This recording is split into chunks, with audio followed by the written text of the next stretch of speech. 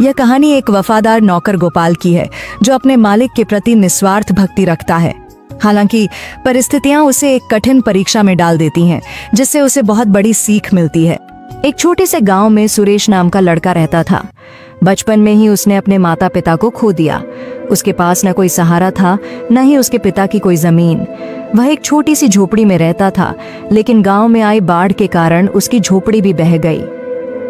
गांव के जमींदार धर्मदास बहुत दयालु व्यक्ति थे। उन्होंने सुरेश पर दया कर उसे अपने यहाँ काम पर रख लिया और रहने के लिए एक झोपड़ी दे दी। समय बीतता गया और सुरेश बड़ा हो गया।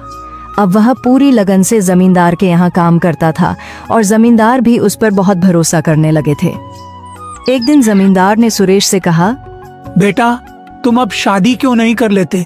अब तुम्हारी शादी की उम्र हो गई है।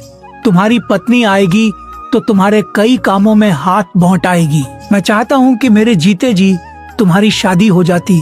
क्या जाने कब भगवान का बुलावा आ जाए।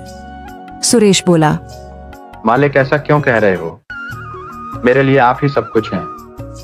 आप जैसा उचित समझे मैं वही करूँगा। जमींदार बोले, मेरी नजर में तुम्हारे लिए एक बहुत अच्छी लड़की है। शादी के खर्च की चिंता मत करना, वह मेरी जिम्मेदारी होगी। सुरेश झिझकते हुए बोला, जो भी आपका निर्णय होगा वह मेरे भले के लिए ही होगा। आप मेरे पिता समान हैं। धर्मदास का बेटा विक्रम यह सब सुन लेता है और गुस्से में अपने पिता के पास आता है। पिताजी, ये आप क्या कर रहे हैं? सुरेश हमारा नौकर है और आप उसकी शादी का खर्च क्यों उठा रहे हैं? धर्मदास ने सख्ती से जवाब दिया, वह मेरा नौकर नहीं, बेटे जैसा है। विक्रम चिढ़कर बोला, आप मेरे पिताजी हैं या उसके? धर्मदास नाराज होकर बोले, जब मैं बीमार था तब कहाँ गया था तुम्हारा अपनापन? तब सुरेश ने मेरी कितनी सेवा की थी।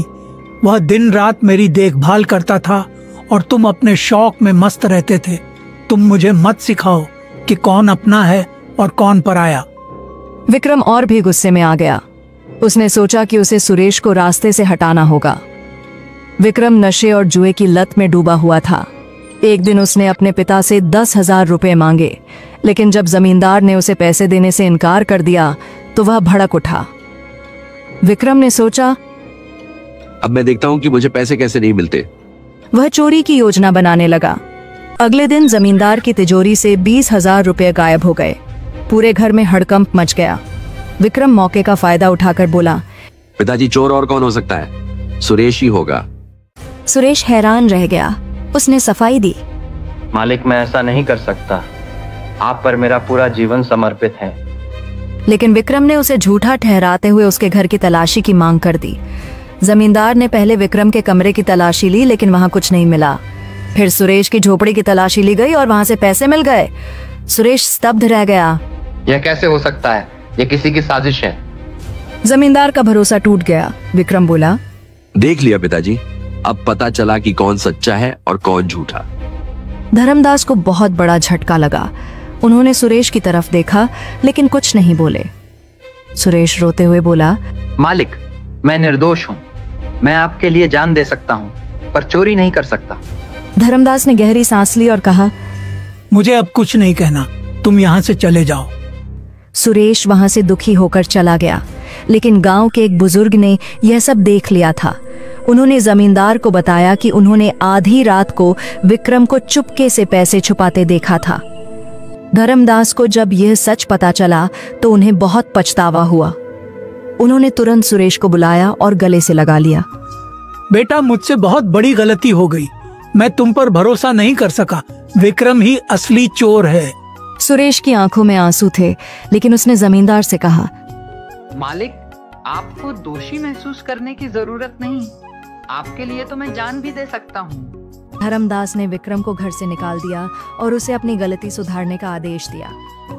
विक्रम का झूठ उजागर हो चुका था। गांव के लोग जमींदार के फैसले की सराहना करने लगे। सुरेश को फिर से जमींदार ने अपने साथ रख लिया और उसे अपना उत्तराधिकारी बना लिया। इंसान की असली पहचान उसके कर्मों से होती है, न कि उसकी संपत्ति से। हेलो दोस्तों, हर हर महादेव। कैसे हो आप? ये कार्टून वीडियो है। अच्छी लगे लाइक करें, सब्सक्राइब करें, शेयर करें और दोस्तों बाकी ध्यान रखें सभी अपना। हर हर महादेव।